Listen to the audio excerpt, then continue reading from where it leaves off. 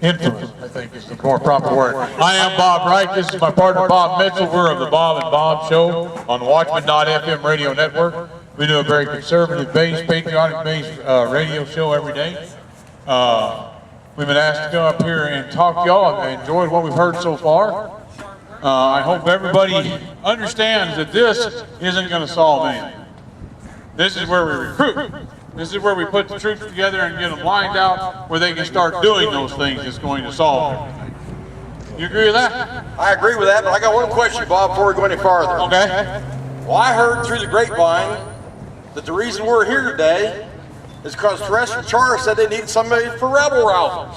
That's what I heard. So I guess we're here to rouse the rabble. You know what? This is the quietest group of rabble I've ever heard. I have heard no noise from the crowd since we've been here. And I tell you what, folks, what you need to understand is how dramatic the change has become in our country that you have wrought. I have been in this patriot business now all of my adult life, almost 30 years. I have worked the land issues. I've carried weapons against against the incursion of government in Southern California during the Imperial Valley thing. I've gone to the border and stood in front of a human wave of invaders that are coming before us in defiance of this government.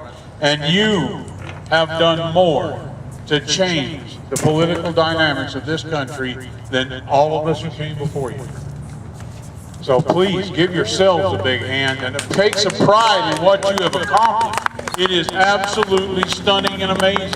And one thing we talk about on our show quite a bit is the fact that it wasn't people like us that get out here and raise Cain and yell and holler and stomp our feet and shake our fists. It was the little old ladies and gentlemen that stood out in the street corners and held their signs that got this country's attention. They were the ones that started this movement. They were the ones that got it in full gear. And I'm not being patronizing in one bit to any of these people. I mean that sincerely from the bottom of my heart. And we preach on that all the time on the radio. And it's kind of interesting because we have a worldwide listenership on the internet. And how many countries, and we have Russia and Croatia and countries we never even thought would ever listen to us. Estonia? How many of you can point on a map where Estonia is?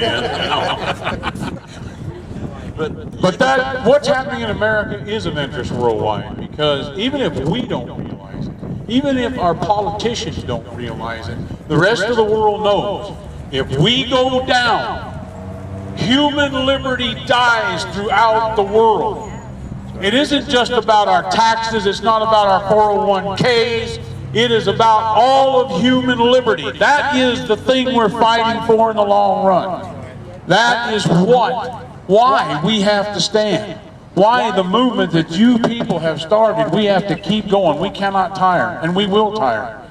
And they will do their best to wear us out, but we must not tire, not for 1 second of 1 minute of 1 day. You have to stay busy, we have to stay busy, because believe it or not, you guys are winning. You are turning the tide. You people now speak about things they were afraid to speak of just 5 years ago, just 5 years ago. And people will sit and loudly proclaim words that died in our language. Words that we no longer used in our language. And all of you brought that back. You brought back alive the lexicon of liberty. You did it. And people now talk about freedom. And people will now stand and publicly proclaim their faith, unafraid. Because our Lord did not say, stand idly by and watch evil and sit on your butts and wait for me to come. He said, take dominion and occupy. That is the charge we all have. No one is charged by our Lord to stand and watch evil happen. And for too long, our churches have done that to us. King George of England cursed what he called the Black Brigades. You know who that was? That was the black robe preachers of America who preached liberty from their pulpits. Who told the patriots of this country that not only was it their civic duty, it was their godly duty to stand for the liberty that the good Lord had provided for them. Be not afraid. And you are winning. The amount of energy that this Tea Party movement has brought into this thing has been stunning. Old guys like me who have battled it out I mean, let's face it, if I go up and tell a congressman, shut up and listen to me, I go to jail. But if this nice lady with the baby in her arm does, he has to shut up and listen, doesn't he? That's right. Exactly. And this is where the power lies, ladies and gentlemen. It lies with Mom and Pop America. You're doing a good job. We still got a big fight ahead of us, don't get me wrong. We haven't won yet. And they, as I like to tell people, the empire has not struck back yet. And it's coming. And something is going to be done, or something is going to happen that will discourage you. And when that happens, just stay strong. Soldier on in spite of everything.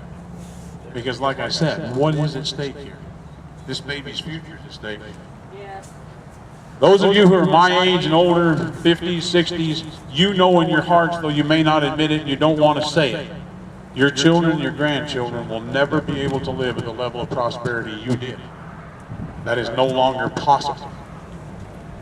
The only thing we have to decide now is how much less of a quality of life do they have to have based on whether or not we stand. But the debt is too crushing, and there's no way to get around it. It has to be paid. And it's going to be paid not by us, but by them. But we can stop them from adding on to that debt. Yes. You know, we can stop them from continuing to take away all that makes life precious. Too many people, even inside our own movement, want to make this all about 401ks. They want to make it about taxes. You and I know that the things that bring us, the things that put fire and passion in our heart, the things that will make us stand on windy street corners with signs, is those things that they like to call social issues. Things like gun rights.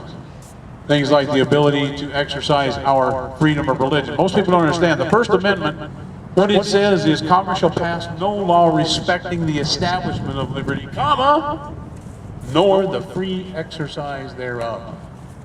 And this is the one everybody forgets. You have the right to exercise your religion anywhere in this country. You have the right to bear arms. You have the right to be free from illegal and unwarranted searches and seizures. It doesn't matter. It doesn't matter how many planes they fly into the Twin Towers. These rights still stand. If our rights are dependent on current events, then they're not rights at all, are they?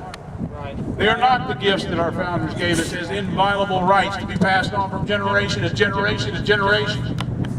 They are something that is as will-o'-the-wisp as the wind, that can change day to day, or whoever's scared of whatever monster today.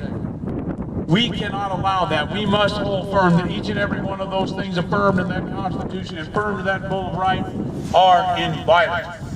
And each and every one of them are not only inviolate, but they're worth whatever sacrifice we have to pay to make sure they're passed on to our children. Whatever sacrifice. I pray with everything I've got in my body that we're able to do this like this, that we do this peacefully. But they must know that we're going to do it regardless. Yes. No matter how far we have to go, those liberties that are the birthright of our fathers, that were passed on to us, will be passed on to our children, regardless. Yes. Josh, we've got a lot of people out here, Bob said our age, a little bit over. How many people out here are veterans? Is our country today what you fought for? Is this what you wanted it to turn into? I hear two answers. Come on, he's right. You guys are quiet. You want him to hear you in Washington? Let's hear it. You know, how are we going to hear in Washington if we can't hear them right here in town, folks? You know, this is a country that when I grew up, and I've told this story, 5, 6 years old, we used to walk down the road with a .22 rifle over our shoulder, walk in the hardware store, and put 50 cents up like this because we couldn't see over the counter.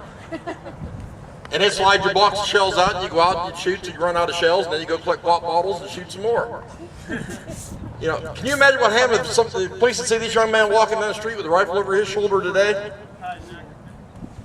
You know, No, it's legal in New Mexico. it may be legal, but I'll guarantee you they'd be stopping them. Yep.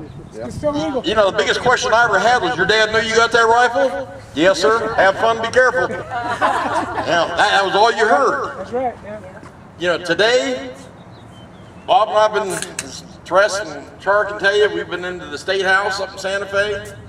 When I walked in, the 45 was in my belt, just the same place it is now. Bob's knife was on his side. state police figured out we were going in. So, you know, they just sort of stood there and looked at us kind of strange, but we're used to that. They look at us kind of strange everywhere we go, don't they, Bob? Well, they do you anyway. Well, thank you, Bob. That's my partner. He always stands up for me. You know, you got to have your back covered. But, you know, these ladies have put an awful lot of work on all you members, members of the Tea Party up here. We really appreciate the invitation. And people don't realize just how important this is. To be able to get out and stand there. And as my esteemed partner recently told the minority leader of the New Mexico House, I think it was something like, put your big boy pants on and get out there and play, wasn't it, Bob? That's it. That's it. Of course, I think we kind of embarrassed Teresa and Charm while they were sitting in the office with us, but you know, that's kind of how we do it. We tend to talk pretty straight.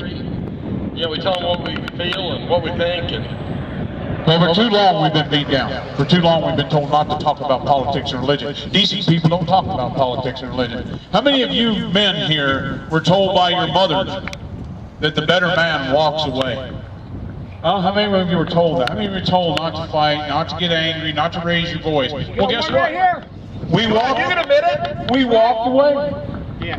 And guess what? They took everything we had, and now we're on the outside looking in. No more. We're not walking away anymore. Those things that we hold valuable, we are going to fight for. Yes. Yes, sir. We're not going to be silent. We're not going to be polite. We're going to call liars, liars, and thieves, thieves. That's right. That's right. The thing that has been successful was not the nice little delegations who went to their congressman's office and stood there with a petition and got a picture. The things that were successful were those ladies in those town meetings who said, "Shut up! Listen to me!" Yes. That's what was successful. That's right. That kind of militancy, that kind of activism. No longer should we be polite to the people who are stealing us blind, the people who are stealing our children's future, and expect us to stand with a smile on our face and pay for it. No more. Right. Our fathers did not stand in the face of Nazis. Our grandfathers did not stand in the face, or did not run in the face of the Kaiser. Never before has a generation caved like my generation has caved. Never before have we run before the tyrant. And not because we were scared. We were polite. That's right. Too much to We do. politely gave up religion in our schools. We have politely allowed them to bring perverts into our schools and teach our children that an alternative lifestyle that will guarantee them early death Yes. is somehow an alternative they might explore. We have politely lost our country. We have politely lost our collective souls. We now have to reclaim them from that dustbin of history. They're still there. They're a little dusty. But you know what? If you're real quiet while you're rummaging around, you'll find out your fathers are with you. Your grandfathers are in this fight. Yep. That's right. It's in the blood. Reach down inside you. Pull up the courage of your ancestors. Pull up the courage of those people who bought you the prosperity you have with their blood and their sweat and their toil. Channel it through your hands. Teach your hands to war if you must.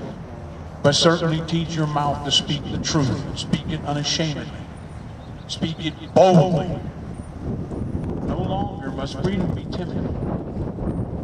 Ben Franklin pointed out that the Americans were different than any other race there ever was. We were a little bit rougher, maybe a little bit vulgar. We were certainly loud. We were boisterous. But that's who we are. That is our identity. That is what God made this country to be. Roiling, boiling mass of freedom. Yes. Freedom is loud and freedom is dangerous. You want to be safe? How many of you want to be safe all your lives? Be a slave. Slaves are safe. Somebody will protect you. Somebody will feed you. Somebody will make sure you have medical care so you can continue to perform for them. But freedom is dangerous. Freedom is exciting. Freedom is what every heart yearns for. Is the ability just to stand as a free man or a free woman. That's what we're all hungry for. A lot of times in the middle of the night when we're up and walking that floor and we don't know why, that's what it is. It is the spirits of your ancestors crying out to you. To not betray them, not betray their sacrifice. We have been given a grace period by a merciful God who has allowed us to see what's coming. We use this analogy all the time because it's so apt. We have been allowed to peer over into that abyss and to see the dark, ugly hell that awaits a beautiful country. And we have been given a grace period to prepare for that resistance and to make sure that doesn't happen.